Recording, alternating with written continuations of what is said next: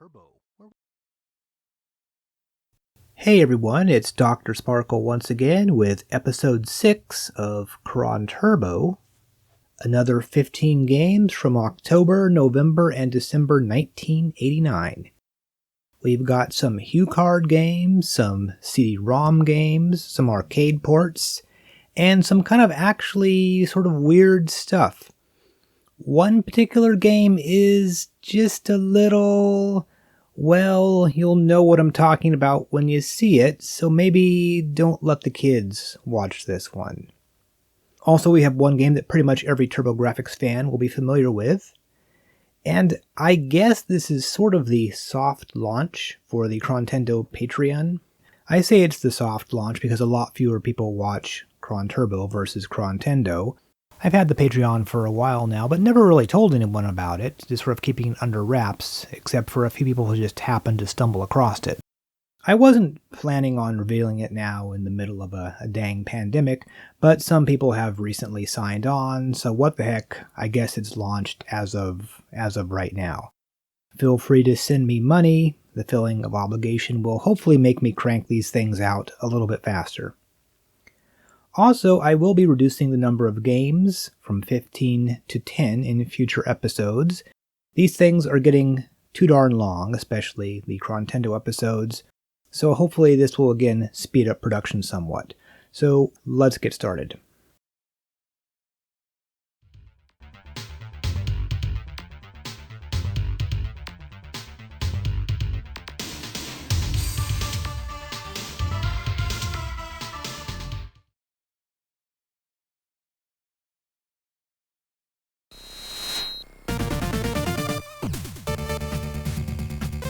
We have a mere 5 games for the PC Engine in October 1989.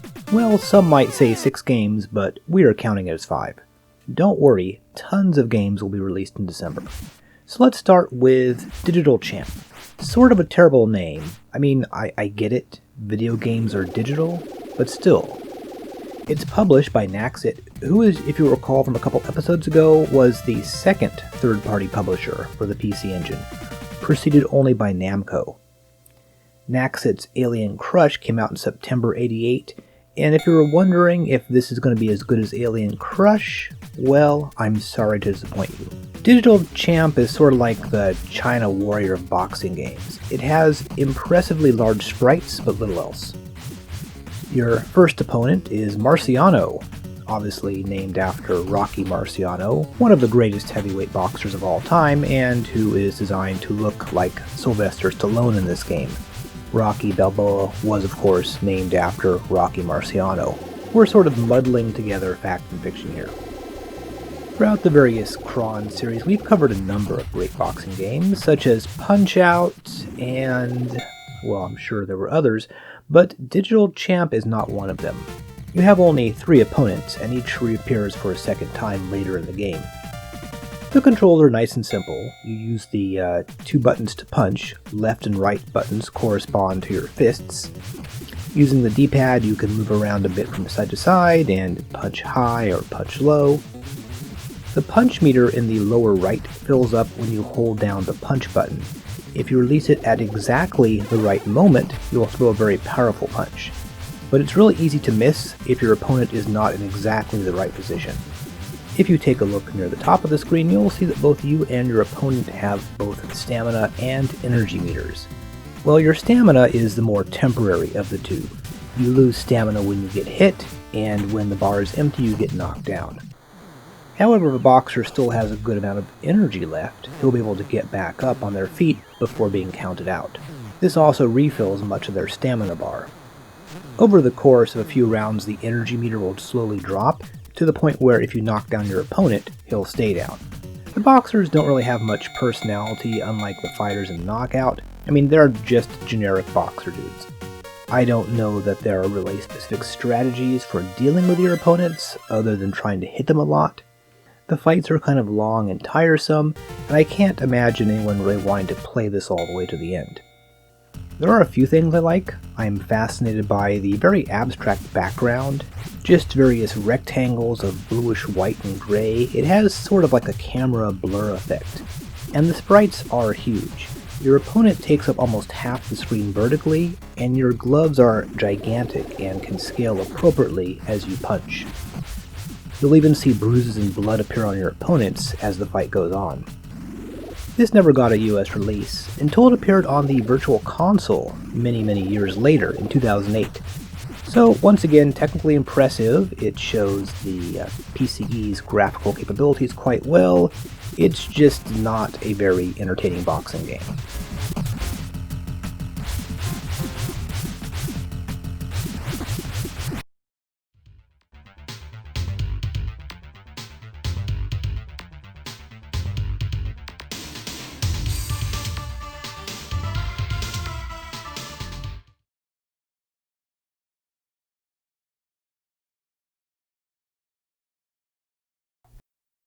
So, what we have here is Tatsu no Ko Fighter from Tonkin House, the first Tonkin House game for the PC Engine.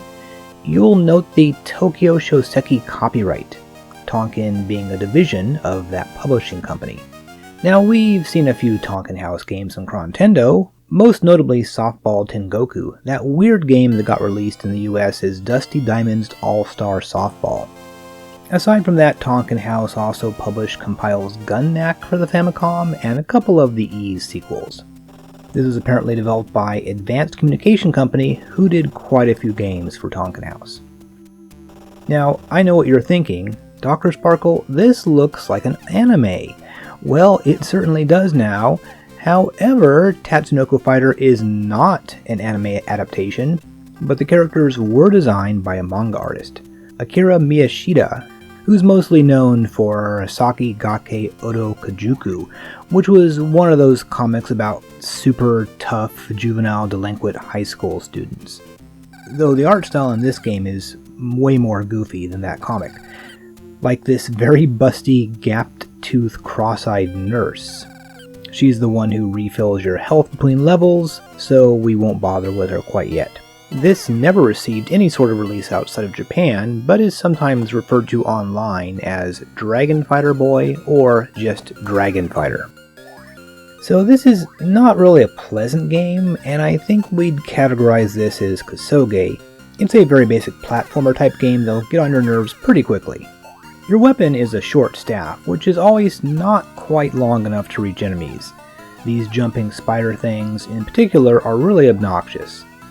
A very common enemy type are these weird flying guys with rectangular bodies, who often suddenly appear on the right side of the screen and then smack right into you. They take multiple hits to kill, so it's hard to avoid taking a bit of damage every time you see one. Now you'll notice your life bar is quite long, and various power-ups throughout the game will lengthen it, so clearly this game is designed around getting hit on a regular basis. The jumping is also pretty wonky. It's slightly floaty and it's easy to overjump. The game likes putting spikes below platforms, which not only damage you, but also cause you to sort of helplessly bounce around back and forth because suddenly you can't move. It's hard to impossible to jump back onto a small platform if you hit the spikes, so more than likely you'll die. The whole thing feels sort of like Ninja Gaiden-y, but with much less tighter controls and much sloppier level design. It just loves throwing all kinds of shit at you willy-nilly.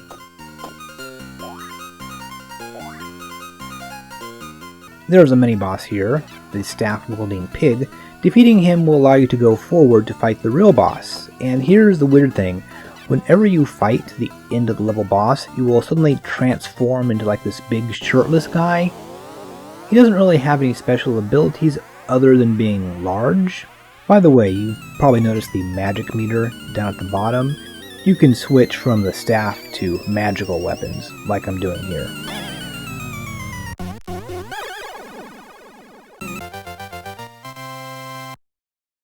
You then return to your hometown and can purchase health and magic refills, and so it goes. And you know, while this game isn't very good, obviously, it is like the kind of stuff I like to see when I'm doing these videos.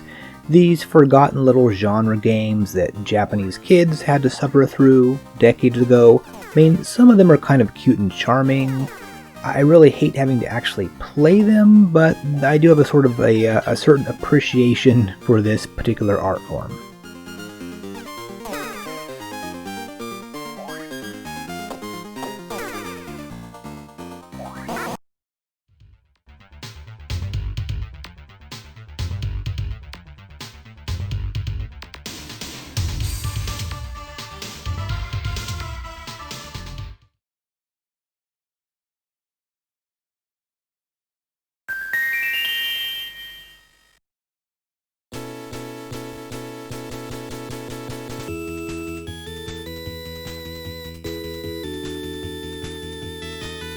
We have 4 CD-ROM games this time, and 3 of them came out on the same day, October 27th, 1989, though we will be covering the other 2 just as one single game. You'll see why in a moment. So first up, from Victor, it's Kagami no Kuni no Legend. The word Kagami doesn't have an exact English equivalent, but it's usually translated as country. So the title would be Mirror Country Legend, or maybe Legend of the Mirror Country.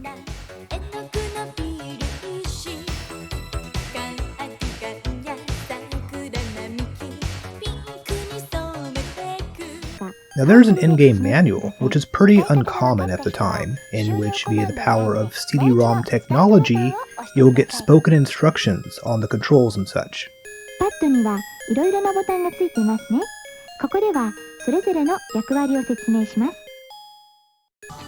There's also this musical intro, which again uses the CD audio, so this sounds quite good, or at least as good as a piece of generic J-pop can sound.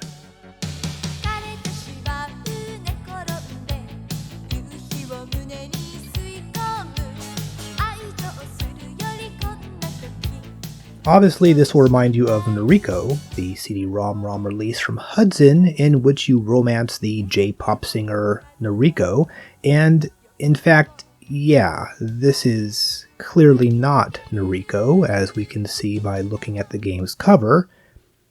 You see, Hudson's game featured an 80s pop idol named Noriko Ogawa, and this game uses 80s pop idol Noriko Sakai, who actually had a much more successful career than the other Noriko, releasing countless albums and acting in several popular TV dramas. She was quite popular in Japan, as well as Taiwan, China, South Korea. Her career came to a sudden halt when she was arrested for drug use in 2009, when police found less than 1/100th of a gram of stimulant. If that's cocaine, we're talking like $15 worth of coke. And if it was meth, then that's like less than $1 worth. You can't even get high on that much meth. Anyway, Victor not only dropped her, they discontinued her CDs. The chairman of the talent agency that represented Sakai resigned. It was a huge scandal for an absurdly small amount of drugs. Anyway, Noriko gets zapped into another dimension and you have to save her. The game itself is a pretty goofy adventure game with nice, clean-looking graphics and lots of voice acting. You play this just like you do any other Japanese menu-based adventure game, interact with various NPCs, look around at various locations. Essentially, you're just kind of looking for the trigger to unlock the next section of the game. And there are mirrors here. They seem to play an important part of the game, hence the title Legend of Mirror Country. You can lose the game by making the wrong choice, and Noriko gets pretty upset about this.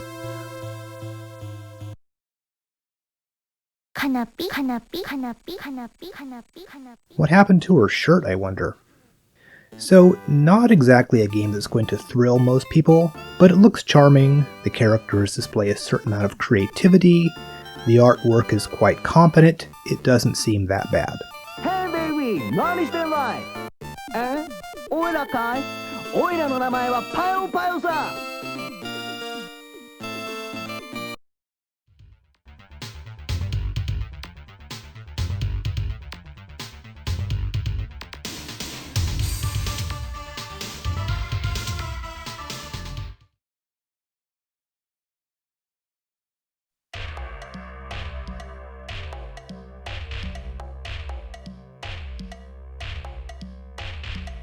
Let's fire up the old CD-ROM once again, and this is another non-game title, ROM² Karaoke. Volume 1 and 2 were released on the same day, and there's really not that much to interest us here, so we're going to cover them together as one title. When we load this thing up, we get a menu of songs to choose from, just standard Japanese pop songs.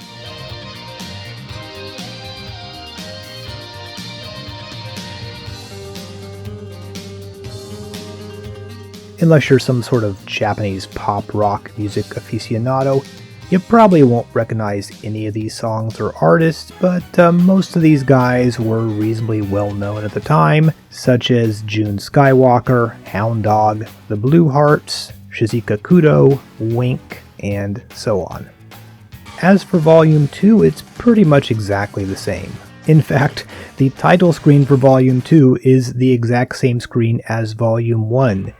And I mean, it's identical. It actually says Volume 1. They somehow forgot to change it to Volume 2 for this.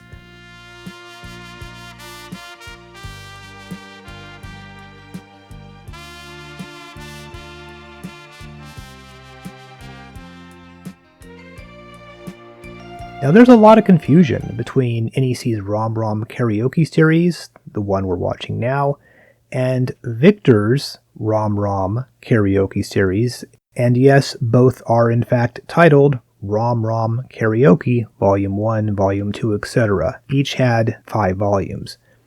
These karaoke discs are pretty poorly documented online. Even Japanese Wikipedia doesn't list all of them, and they're mostly complete page on PC Engine games.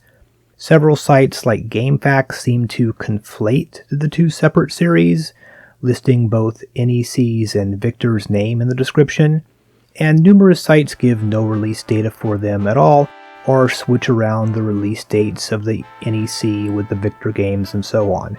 I'm not even 100% sure the dates that I have are correct. Anyway, you can look forward to another 8 discs of karaoke in future episodes of Chronturbo.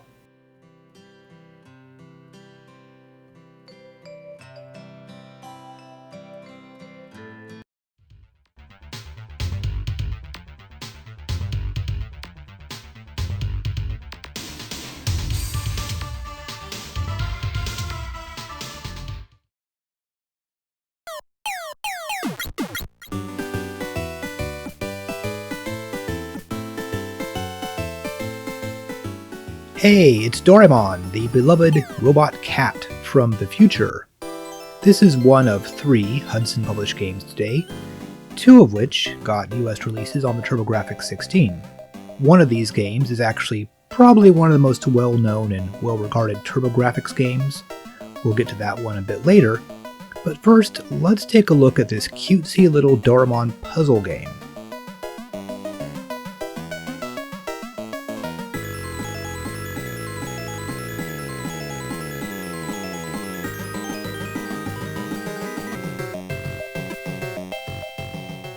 The intro is quite nice, and the music, as you kids like to say, slaps.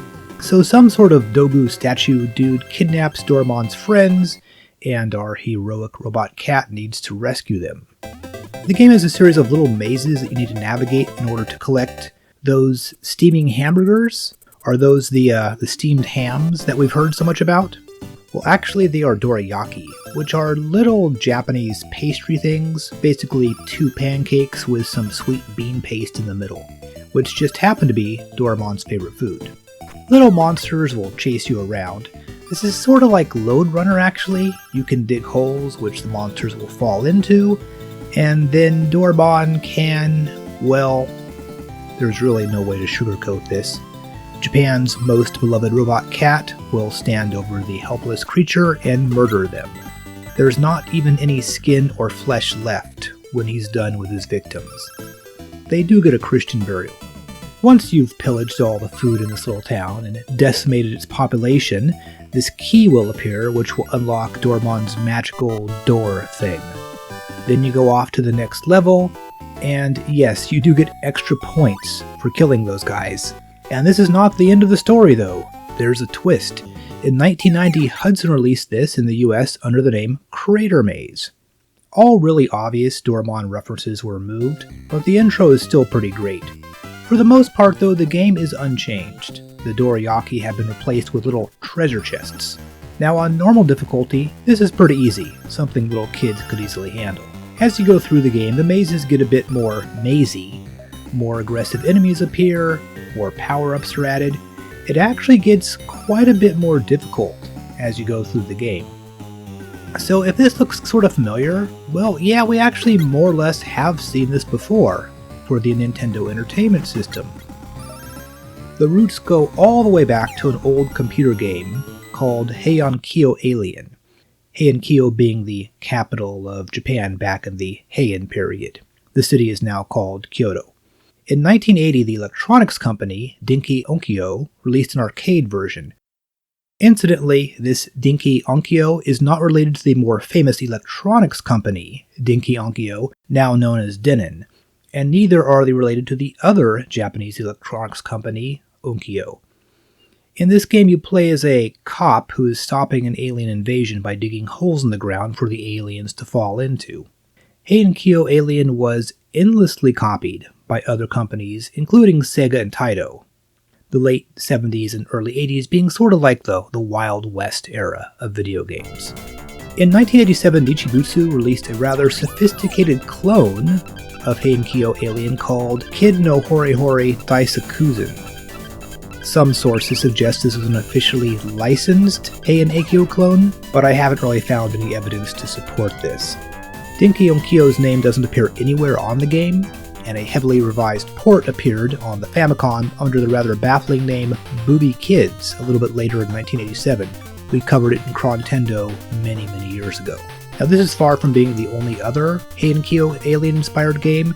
You might remember Boomer's Adventure in Asmic World for the Game Boy, and for some damn reason Meldak, the Japanese record label, released a port of the original Heian-kyo Alien game. So with all that in mind, how is Cratermaze? I mean, it's fun. It more closely resembles the arcade game than Booby Kids does.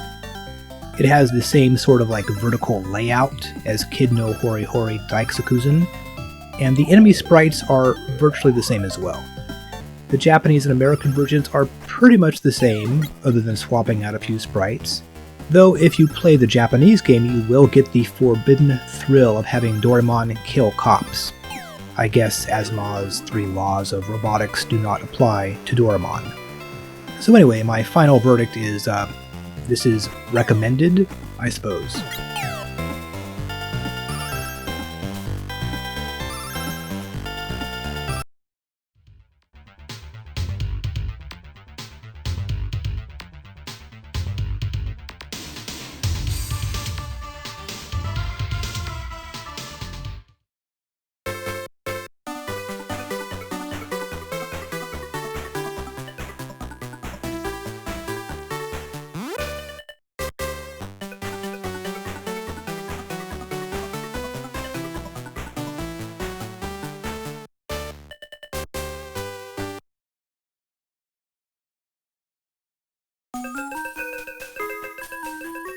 Let's kick off November with Tsuru Teruto no Jissen by game.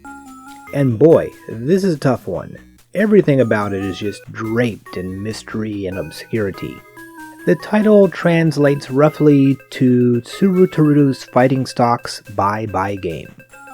This is a stock market simulation game, sort of like Wall Street Kid maybe, but without the elements like buying houses and having a girlfriend and so on. As far as I can tell, the entire game is devoted purely to buying and selling stocks.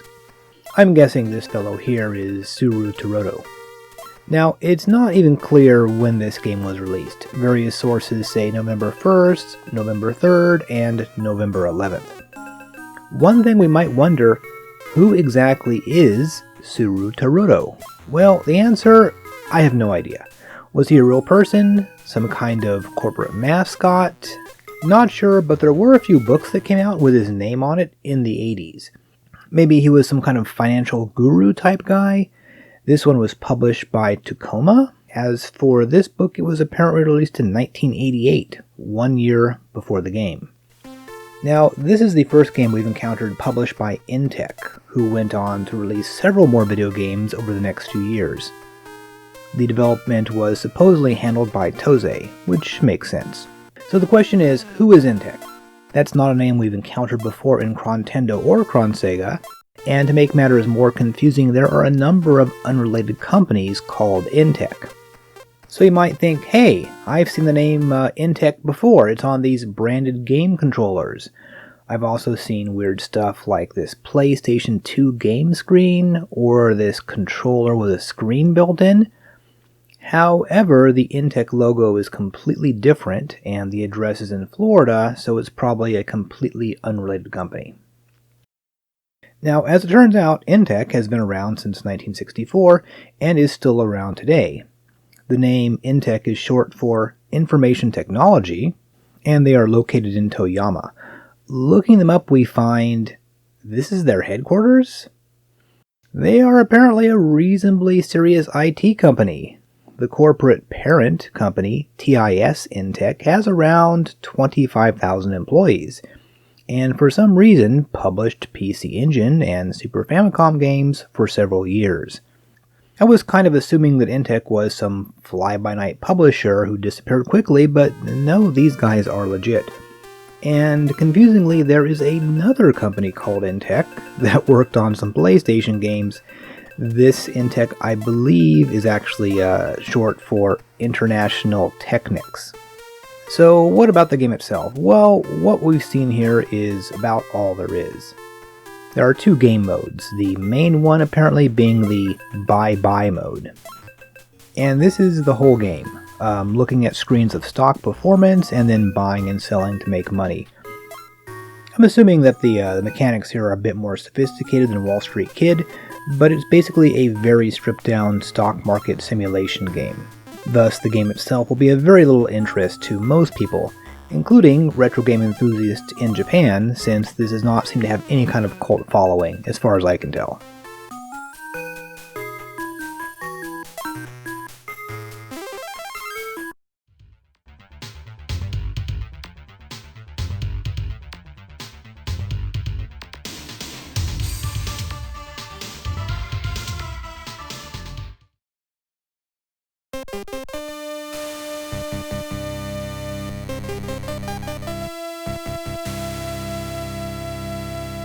Alright, another Hudson game, and unlike Cratermaze, this time it's an original title.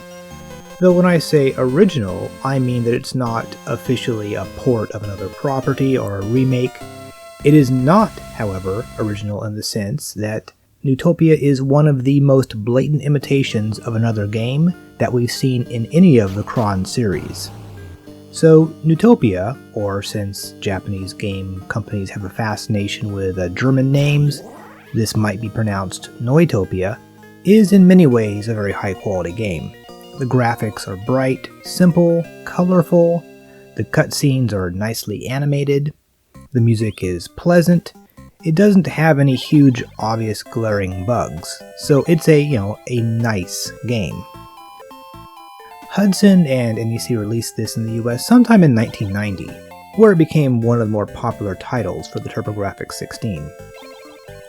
You play as Jazetta, who just looks like some dumb kid, but is decked out in a full suit of armor. Turns out a guy named Dearth had kidnapped the Princess Aurora and has sort of sent out his hordes of monsters into the world of Neutopia. Also, Dearth has stolen a bunch of medallions and hidden them inside various dungeons. Oh, and by the way, in the Japanese version, Dearth's name was Raphael.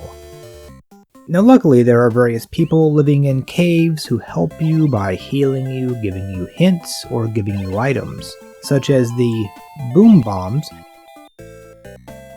and the medicine of vitality, which refills your health. Now, obviously, Neutopia is very similar to the first Legend of Zelda game. I mean, we all like to throw around the terms like Zelda clone or Dragon Quest clone, but the thing about Neutopia is the extent to which it copies Zelda exactly in so many ways, right down to the small details. Obviously, the overall pattern of the game is similar to Zelda. You explore the overworld until you find a dungeon. Each dungeon is a series of interconnected rooms laid out in a grid, typically filled with monsters. Dungeons contain helpful items, and at the end of each dungeon you fight a large boss that moves around in a certain pattern, but always has like some kind of weak spot that you need to hit. Defeating the boss gives you another medallion. You then repeat with the next dungeon.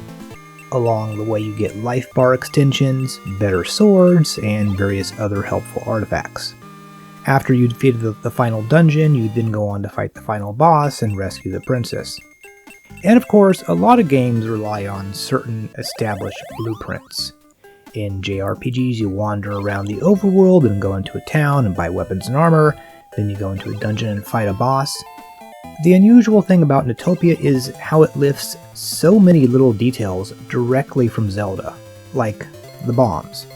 You get a supply of bombs, and you can use them to blow up holes in suspicious-looking walls on the overworld, and you can find hidden rooms in the dungeons using bombs, exactly like in Zelda.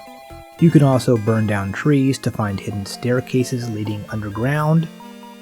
And as for the dungeons, they are exactly like Zelda's dungeons, right down to the perspective used with the dramatically foreshortened walls.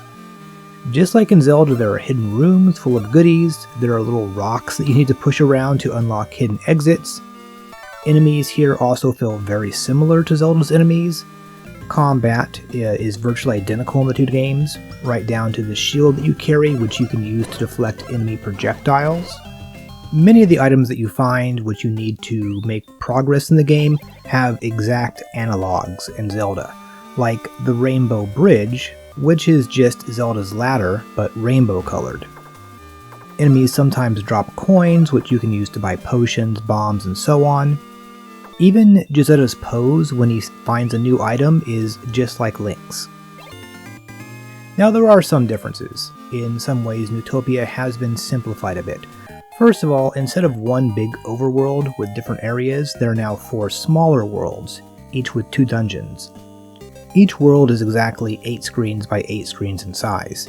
They consist of a land sphere world, a sea sphere, a subterranean sphere, and finally a sky sphere. Now, unlike Zelda, there are no keys in Neutopia. Well, with one exception. The boss area of each dungeon is locked, and you need to find the key, which is hidden somewhere in the dungeon.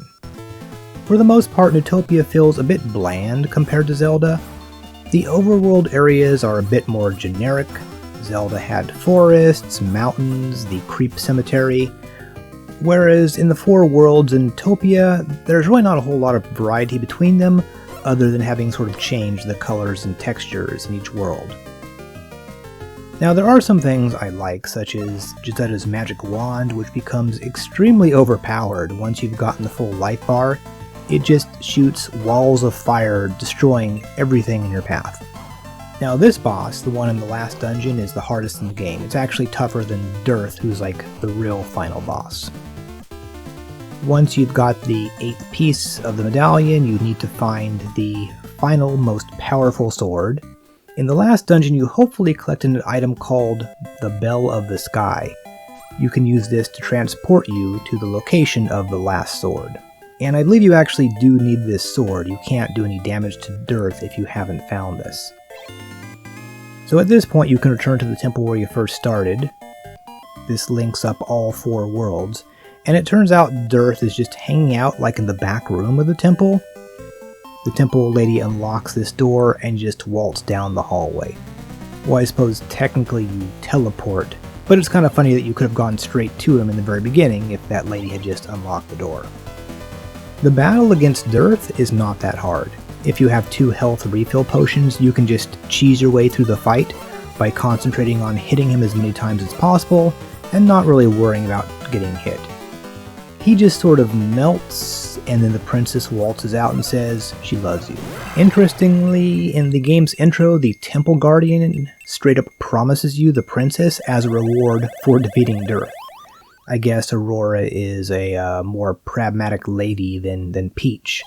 Princess Peach would never stoop to marrying a smelly Brooklyn plumber, but Aurora, she knows what she has to do. And that's Neutopia. It's not bad, it's just amazingly unoriginal. It's rare to see a game model itself so closely to another game, and to borrow so many elements without even trying to disguise it. Yeah, you can compare Mario to Alex Kidd. Obviously it was inspired by Mario, but they're very distinct games. But Neutopia, it's like the great Gianna sisters of Zelda.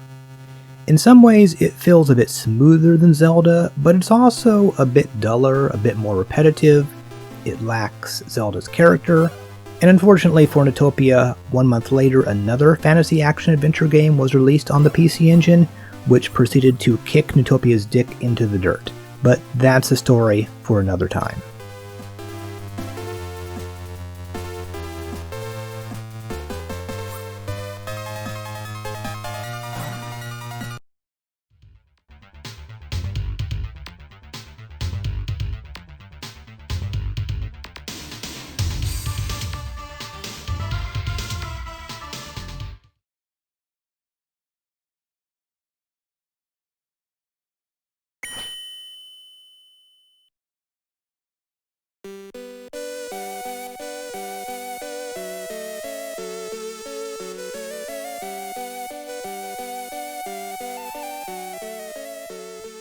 November 22nd, and here's a weird one.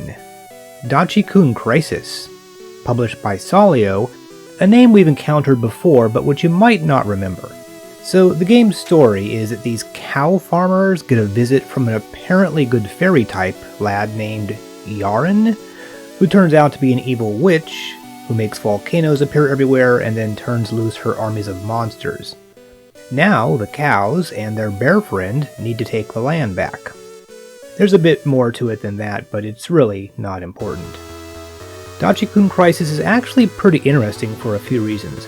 One of them is the publisher, Solio. The name might not ring a bell, but we've encountered them before, in Chron Sega.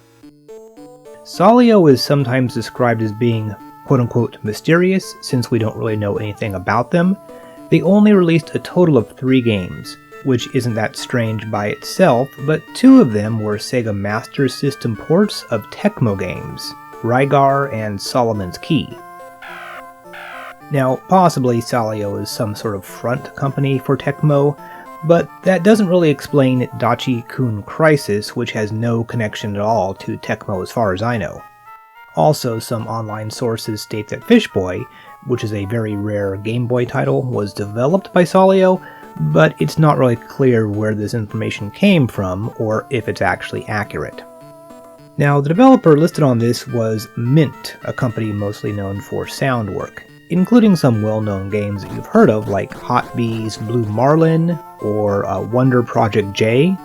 Though when it comes to this particular game, it's not really clear like in which capacity they actually worked on it, just the sound or something else. Now, the other interesting thing about Daichikun Crisis is that it's sort of an ancestor to the farming simulation game. You know, stuff like Harvest Moon or Stardew Valley. The gameplay itself is sort of odd. You start off near your little house with some tomato and corn seeds. You then need to plant the seeds and pick them up when they're ripe. You also need to do a bit of improvement to the ground. All the volcanoes in the area are not good for your crops, and those little gray fuzzballs on the ground represent volcanic ash. You need to clean up the ash before you can plant anything. And you do this just like you plant. You walk up to a piece of volcanic ash and then press a button. Then keep repeating this for every game tile. Luckily, your family and your bear friend follow you around and will automatically start cleaning up the ash along with you. Now, all of this sounds very simple, but hordes of monsters descend upon you, not only spreading more ash around, but also physically attacking you. And again, your family will jump in and help you, but you and your family will take damage and can be killed, so you can't be too careless when fighting monsters. Now, the obvious question here is, why is this game about farmer cows? I mean, why cows fighting demons instead of like normal video game humans? Well, the backstory behind Daichikun Crisis is actually kind of interesting. So I guess that's actually 3 interesting things I've mentioned about this game so far. That's probably a Chronturbo record. The cow family originally appeared on Japanese TV. So there was this children's TV show called the Pow Pow Channel, which would broadcast a short musical segment at the end of every episode. This 10-minute segment, called Pika Pika Music Hall, was hosted by a sunglass-wearing duck called Pukumbu, and among the various characters that appeared was a cow named Katano. One particular song about farm cows titled Yaren Soren Hokkaido became quite popular. I have no idea why. Anyway, the network, TV Asahi, licensed out the cow's image for things like dolls and video games. That explains why there is a credit to TV Asahi on the game's title screen.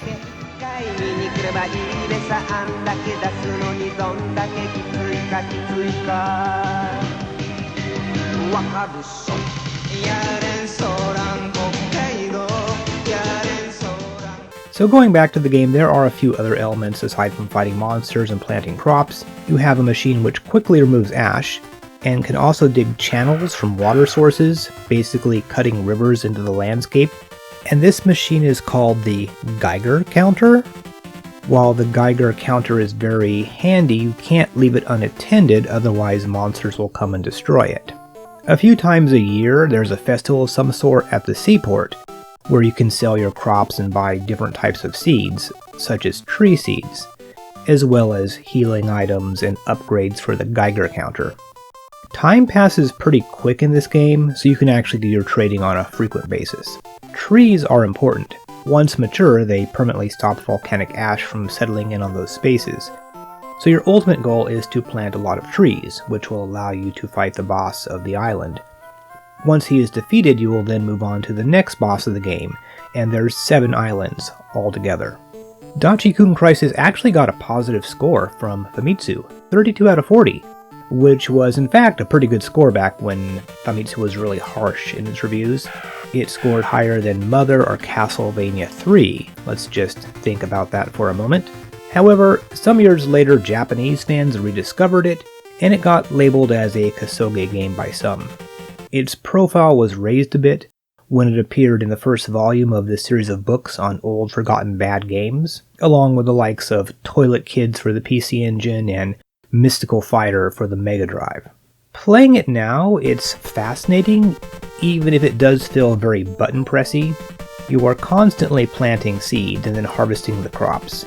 And when you're not doing this, you're fighting monsters, or you're using the Geiger counter, or picking up ash, all of which requires pressing a button for every single step you take. It feels very repetitive, and I'm sure there are some strategies that when utilized will make things easier for you. For example, digging a river will create a barrier between your land and the volcanic area, thus slowing down the monster attacks. This sort of reminds me of the computer game Populous more than anything else, the way it divides your attention between building and fighting off enemies. It's a shame this has never received an English translation, since it is actually unlike anything else we've seen on the PC Engine so far.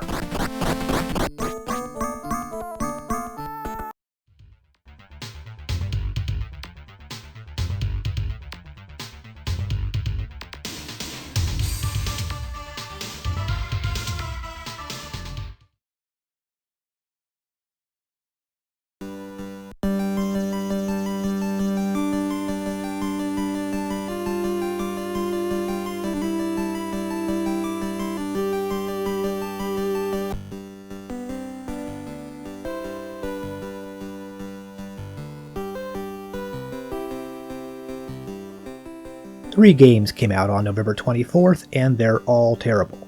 First up is Jack Nicklaus' Greatest 18 Holes of Championship Golf, which is quite an awkward title. One weird thing is if you don't hit the run button pretty quickly after starting it up, you'll get stuck in this demo mode, which I couldn't seem to get out of other than just by resetting the console.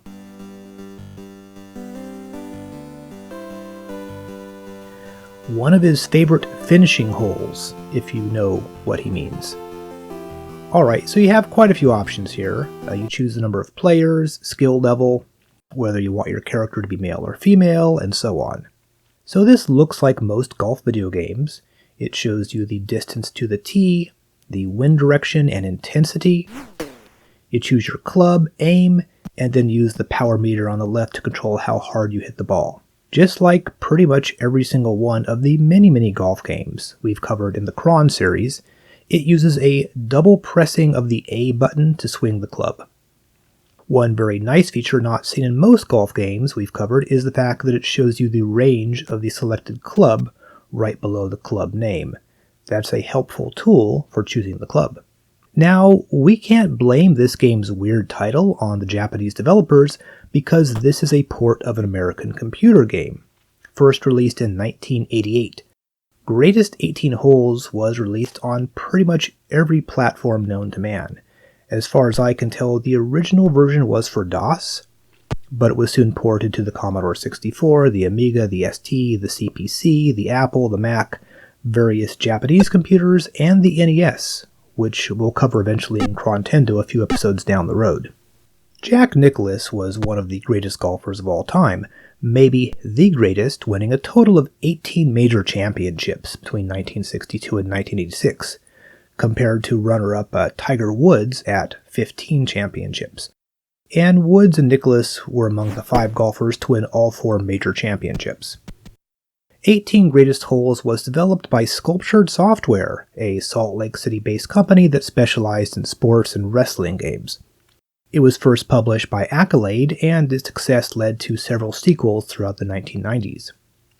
Beam Software, that infamous Australian company behind such Nintendo Entertainment System games as Airwolf, Back to the Future, and Three Stooges, is apparently responsible for porting this, though the sound was programmed by the also infamous Japanese developer Advanced Communications, the guys behind the Jekyll and Hyde game for the NES. In 1990, Acclaim released it on the TurboGrafx-16 in the US under the name Jack Nicklaus Turbo Golf. They also redid the title screens and menus for some reason. Now that I think about it, is this the first game we've seen published by Accolade? They would of course go on to many great things on Nintendo platforms. 18 Greatest Holes is not super easy to play. For some reason I always get a crazy slice. On the green, it's hard to interpret the topography of the ground. Most golf games map out the hills and valleys of the green, and if this game does that, then it's not in a way that's clear to me. It's also not the prettiest golf game we've played so far, but the colors are nice and bright, the music is chill as all hell, and it is a very accurate port. Obviously, we've covered a lot of golf games in this series, and this is certainly not the best, but, it's not really the worst either.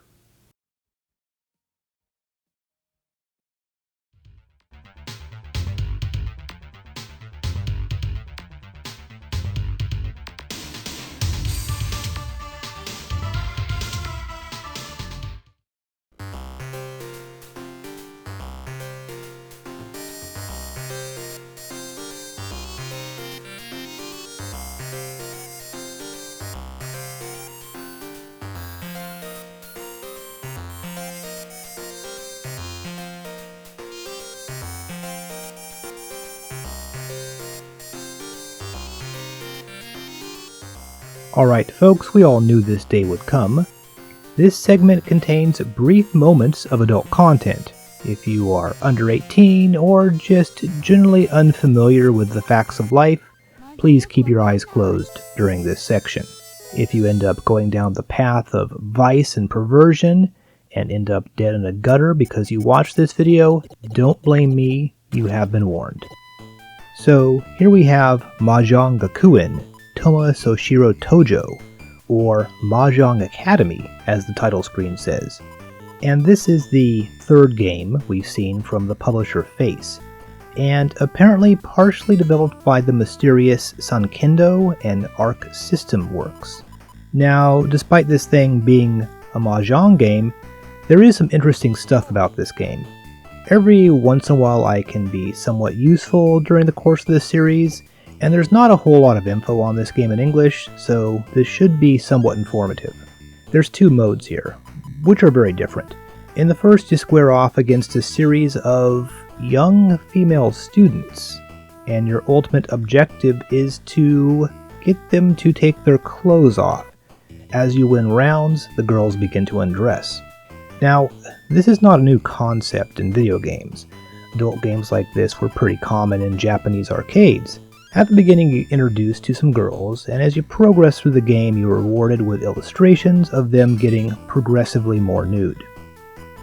In fact, Mahjong Academy is a port of an arcade game, the second in the series. Let's take a closer look. So the original Mahjong Academy was released for arcades in 1988, published by Yuga.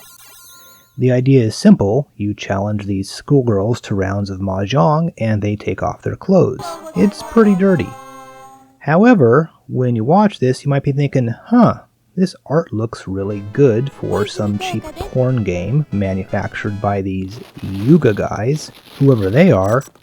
Well, as far as I can tell, Yuga was basically Capcom's side hustle. They published the stuff that Capcom didn't want their name on. The sequel, Mahjong Academy: Revenge of the Counselor, is copyrighted to Face. Now I'm not sure how or why the rights to this switched from Yuga to Face, but it's still high quality stuff. The music on these games is, I believe, by Tamayo Kawamoto of the band Zuntata, and I think maybe Yoko Shinomura was also involved. So anyway, the game we're playing today seems to be a significantly altered port of the second Mahjong Academy arcade game, and as far as I know, this was the first officially licensed above-ground adult game to be released for a video game console. There were certainly lots of unlicensed dirty games, going all the way back to Custer's Revenge, or the many unlicensed Famicom carts, but Mahjong Academy was 100% above ground. NEC even put it in its magazine ads. There it is, right along with Fire Pro Wrestling. The gameplay isn't quite realistic Mahjong. You have various special moves and such, like when the tile catches on fire. I'm sure that's good. And aside from rounds against the students, you also play male teachers, but this involves punching them in the face. Now there's no way I can beat a Mahjong game, so I'll show you some video footage of the spicy content, just to satisfy your curiosity, of course. Winning rounds convinces the girls to remove their clothes, bit by bit, finally culminating in topless shots of the girls. Certainly the first time we've seen nude women portrayed in such a clearly lascivious fashion.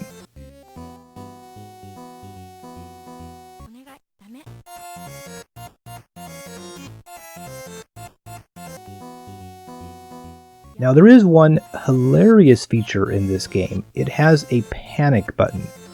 If at any point you hit the select button, a screen pops up.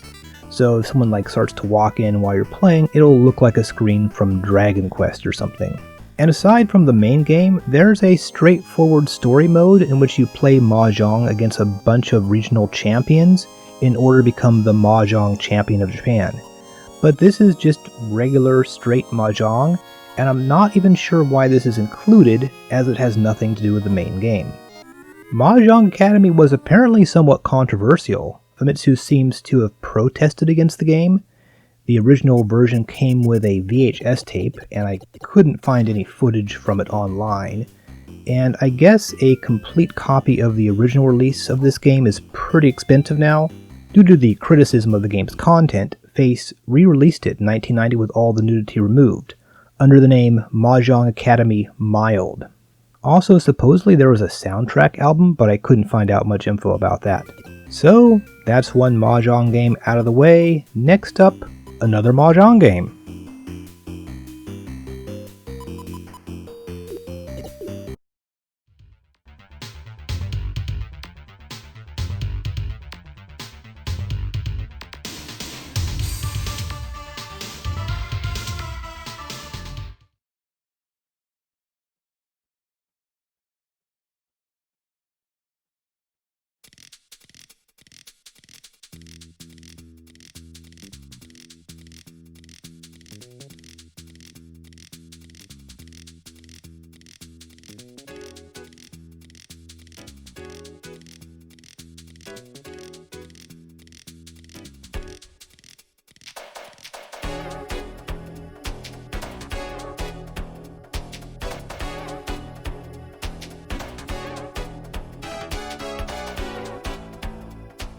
I know I have a lot of fans of Mahjong games who watch this series, so guess what guys, we have another Mahjong game for you, and this one's a CD-ROM game.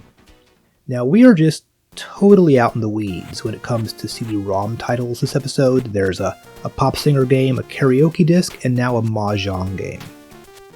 So Gambler Jiko Chūshin Gekitō 36 Janshi is, yes, based on a manga, of course.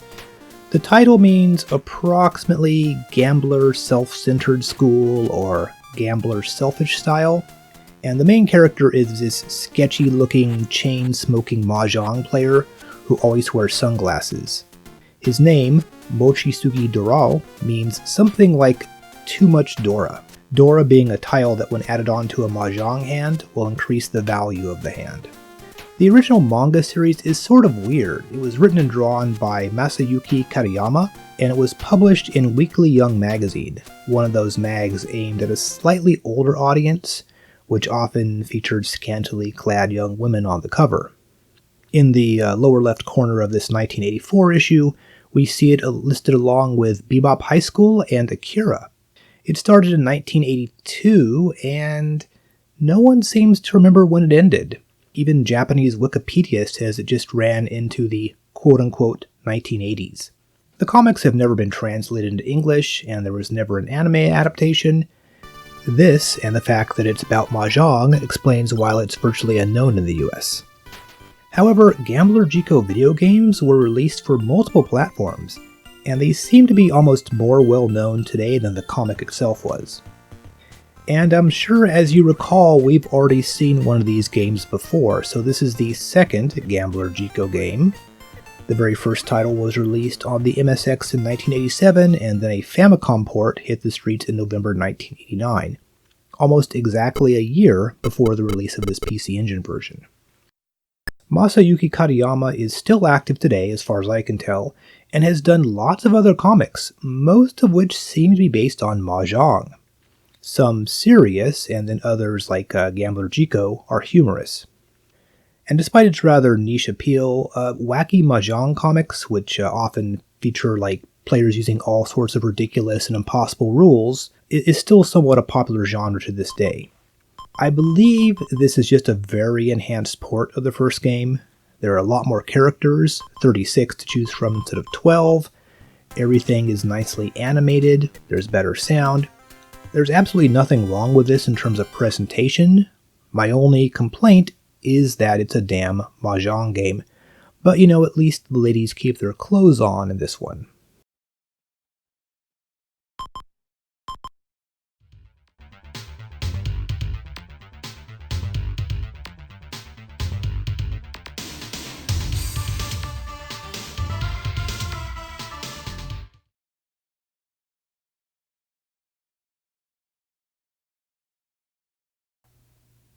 Our first game of November 1989, Bari Bari Densetsu from Taito.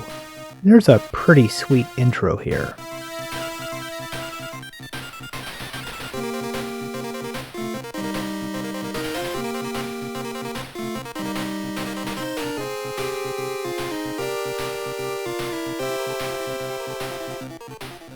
So Bari Bari Densetsu is a motorcycle racing game, and the game's title is usually referred to as Motorcycle Legend in English, Bari Bari being a Japanese phrase which suggests a crunching or crackling noise.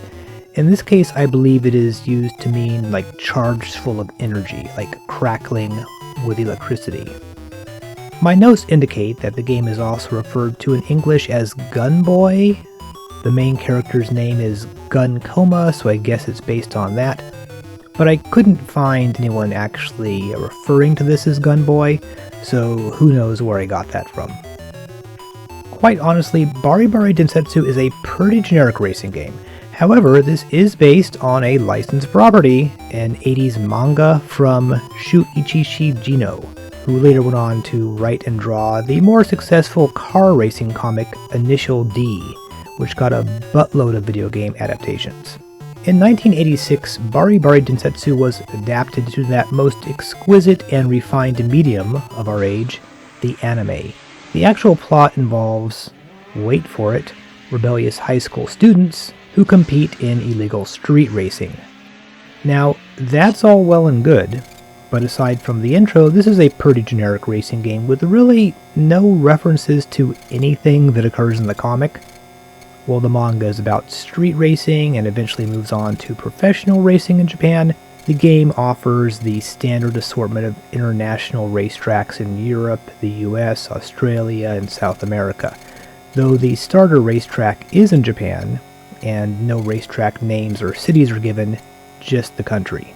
Also, the race courses are all just like a flat, grassy field with no stands or spectators, even though the Ferris wheel in the background of the Japanese course seems to suggest that it's the Suzuka race course. The backgrounds vary from country to country. The US course has Manhattan in the background. In Australia you can see the Sydney Opera House. However, some of the backgrounds are repeated. For example, Holland has windmills and such, but the exact same picture is used for France. A mountain range background and a forest background are also repeated a few times. As a result, this sure feels like the game was in production before the license was obtained, and that very little consideration was made to tie this into either the manga or the anime. Now there are two modes. Travel just lets you practice on the various courses. It's just a solo ride around the track. The story mode is WGP. Presumably that stands for World Grand Prix. Though calling it a story mode is a bit of an exaggeration. There's no story per se, it's just a series of races. Maybe career mode might be a bit more accurate, but there aren't any cutscenes or dialogue between races or anything that might suggest a story. So naturally you've got to qualify for each race. This is just a solo timed trial. How well you do will determine which position you get for the actual race. Now, your bike has quite a few customization options. Unlike some of the many RPG-style racing games we've seen in the Chron series, you don't have to purchase any parts. Everything is unlocked from the very beginning. Some things are obvious, like slick tires versus rain tires, or hard brakes versus regular, but others are not. I have no idea what a peaky engine is, or how it differs from a normal or wide engine, or how soft or hard suspension impacts your performance in the game. Now, the regular competitive race has you just doing a few laps against other riders. The weird thing is, there are tons of extra riders on the track, so you'll always be passing people even if you're in the front of the pack. I assume this is to give the game a bit of extra challenge, so you'll always need to be weaving back and forth between other motorcycles, no matter how way ahead of everyone else you are. It's kind of irritating when you see a bike ahead of you and you pass it, thinking you're gonna move up one position, but nope, you're still in the same spot even after you pass it. And Bari Densetsu is not really bad. It's addictive in the way a lot of racing games are. It's just, a regular old motorcycle racing game that looks quite nice.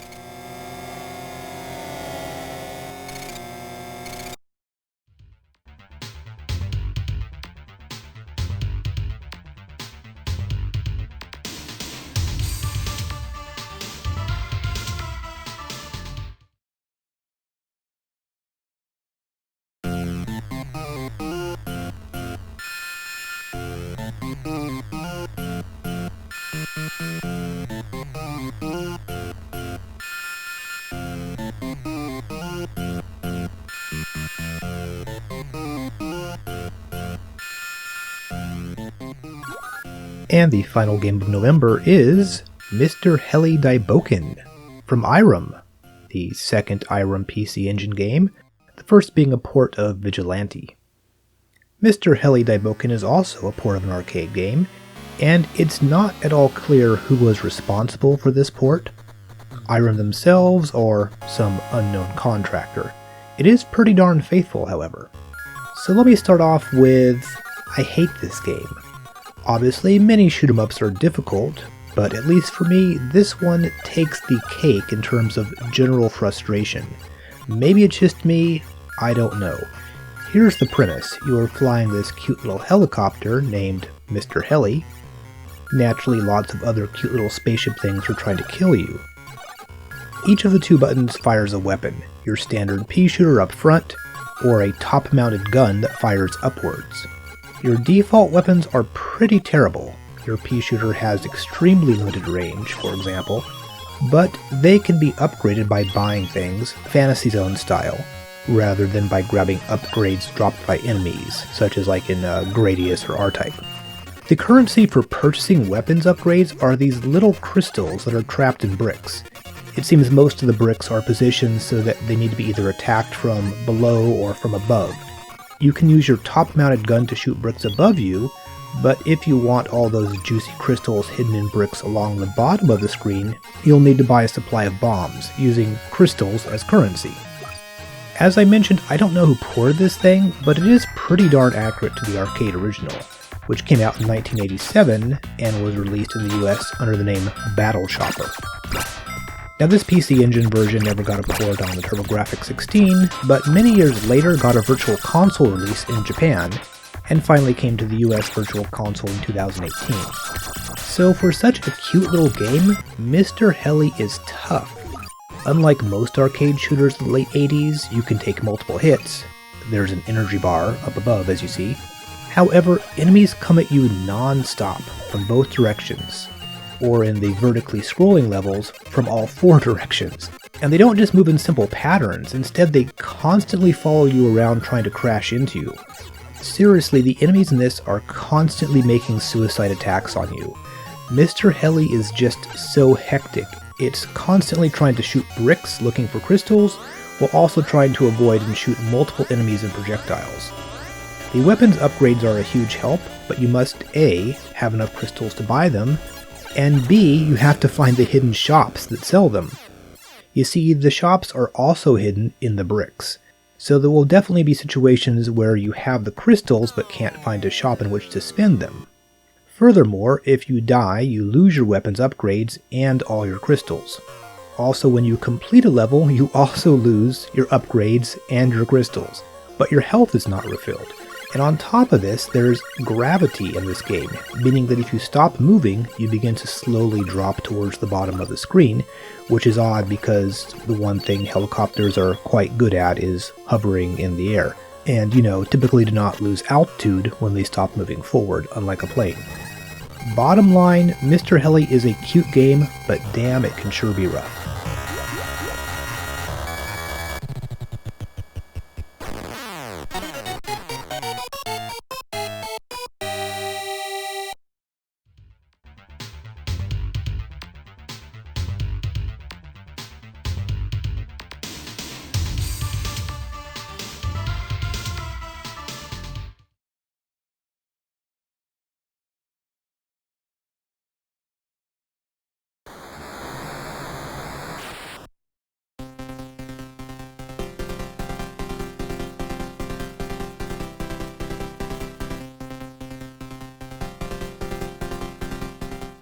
Our second game of December 1st is a basketball game.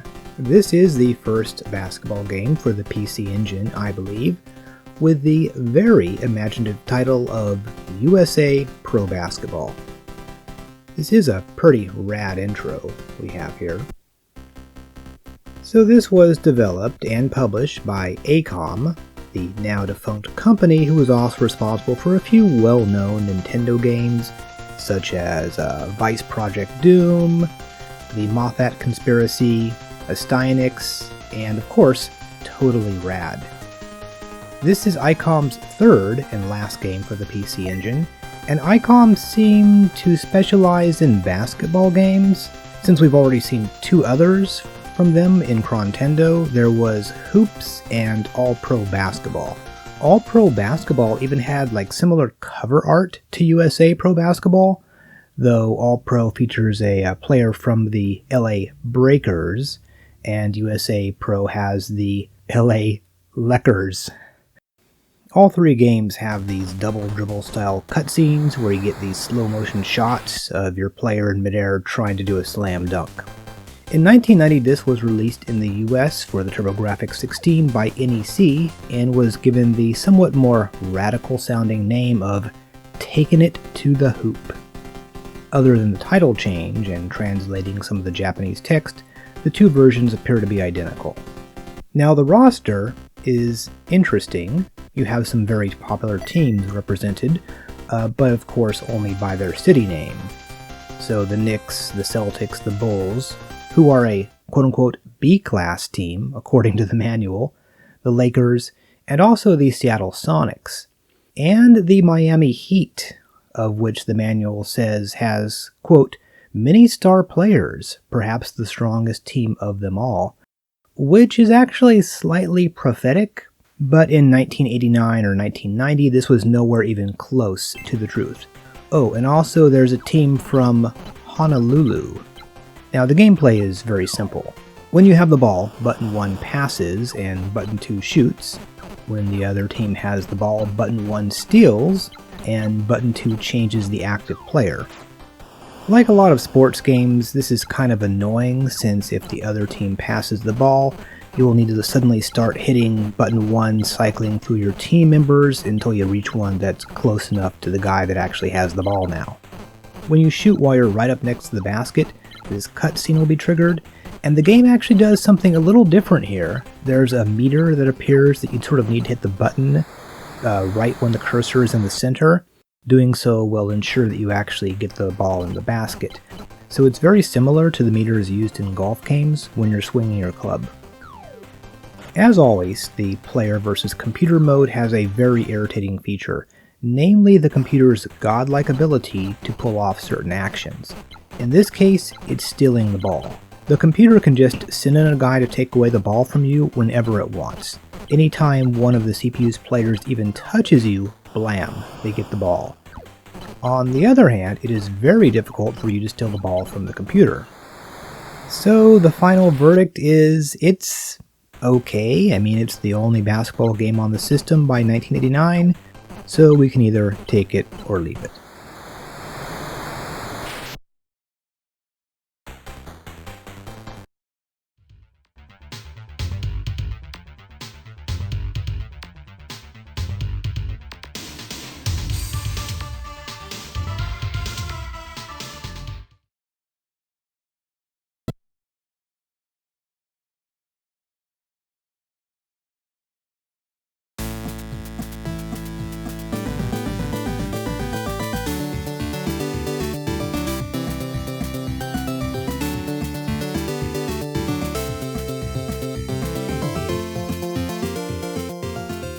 Now we come to a very odd chapter in the PC Engine history. The last game of November is Battle Ace from Hudson. So what's so strange about this? As you know, the PC Engine launched in Japan at the end of October 1987. The CD-ROM add-on came out right at the beginning of December 1988. Not counting the karaoke discs, only around 9 CD-ROM games had been released by November 1989, so it was still a pretty new platform. Despite this, on December 8, 1989, NEC released a brand new console, the PC Engine Super Graphics. At launch, it only had one available game, Battle Ace. Originally developed under the name PC Engine 2, the Super Graphics was originally going to debut in 1990, but it was pushed up to December, presumably to be on the shelves for the holiday season. This seems pretty crazy. I mean, rushing out new consoles with no rhyme or reason is actually Sega's gig, not NEC's. Battle Ace, as we can see, is basically an Afterburner clone. It looks really good. The Super Graphics was a beefier console. It had 4 times as much RAM as the PC Engine and a second video chip. Also, it was backwards compatible. It played PC Engine cards and worked with the CD-ROM peripheral. So I'm guessing NEC's idea was to get people buying these Super Graphics and then transition from selling PC Engine games to Super Graphics games. I mean, this is definitely an interesting strategy, but it didn't work out because virtually no one actually bought the damn thing. It sold about 75,000 units total. As a comparison, the Famicom sold around 20 million units, or about 266 times as many consoles as the Super Graphics. Now, it probably didn't help that the thing was ugly as sin. Not to mention, once again, there was only one game released for the thing in the entire year of 1989. NEC seemed to have big plans for the Super Graphics. They were planning to release some peripherals like this crazy controller deck called the Power Console. This was supposed to come out in spring 1990, it never did. As it turned out, only 5 retail games were released for the Super Graphics. Yes, that's right, 5 games. None of which were really that interesting. It made the Sega 32X look like a huge success in comparison. Now, over time, NEC ended up focusing more on the CD-ROM platform, expanding the system's capabilities by using cue cards that added more RAM to CD-ROM games. As for Battle Ace, it's nothing special. You shoot down enemy ships using your guns and homing missiles. At the end of each stage, you will encounter a boss. Once he's defeated, you move on to the next planet, and then the pattern repeats. Now we will see some more Super Graphics games in 1990, just don't really expect much from this console.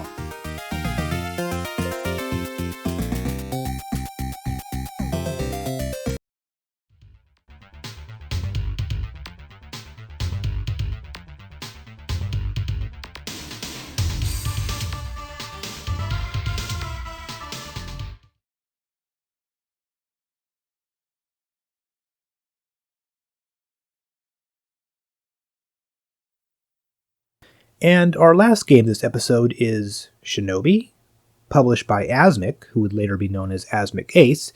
They were the video game arm of a film and media company.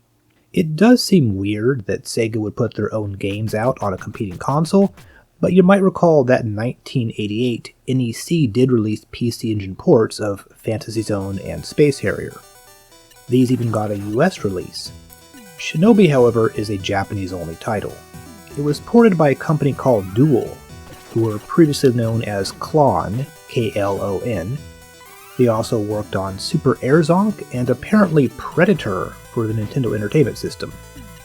There were 2 other ports of this to home consoles. We saw the Sega Master System version some time ago, and the NES version published by Tengen will be coming up real soon in the next Chrontendo. And this is, I suppose, the best looking port of this game, which isn't really saying much. The original arcade version from 1987 wasn't exactly the most visually thrilling game in the universe when it came out, but it was okay.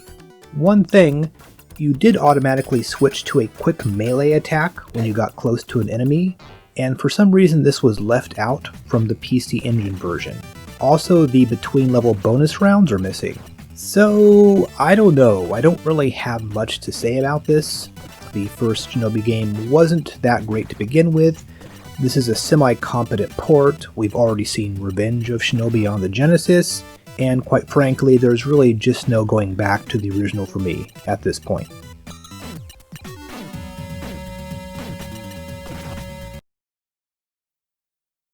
Well, that wraps up another one.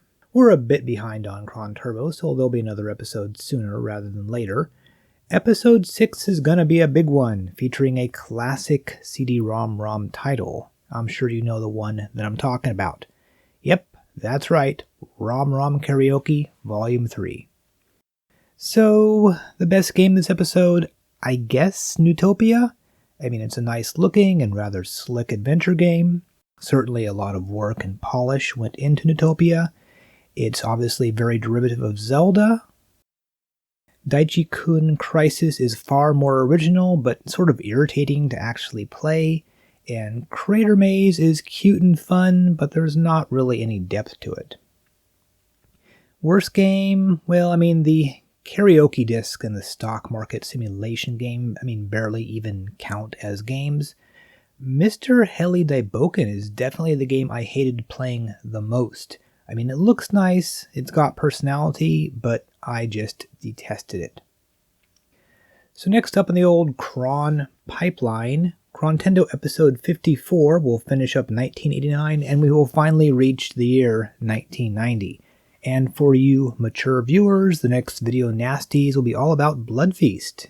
And there will be an extensive, and I mean extensive, look at Herschel Gordon Lewis's entire cinematic oeuvre. Until then, stay safe and keep hanging in there.